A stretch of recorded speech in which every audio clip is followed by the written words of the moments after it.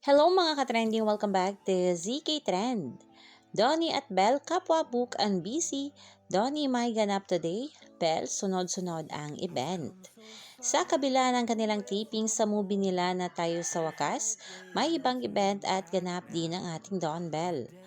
Very book and busy this March ang dalawa. Ngayong araw may ganap si Donnie sa SM Mall of Asia Central Atrium sa Cetaphil.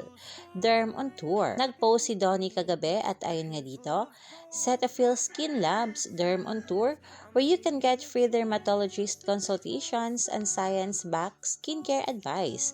See you tomorrow. Healthy skin is the way to go.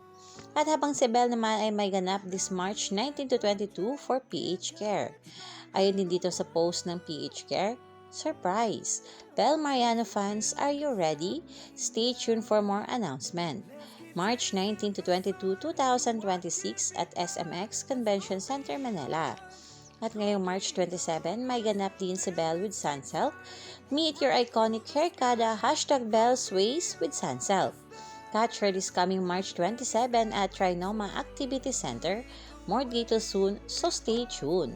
Talaga namang deserve nila Donnie at Belle ang lahat ng mga biyayang dumating sa kanila. Hindi lang sa February ang pasabog, tuloy-tuloy hanggang March and claiming for the rest of the year. Let's go our new gen phenomenal stars, Donnie and Belle. Keep it coming. Kaya mga kabablis, kita-kit sa ganap nga ng Don Belle.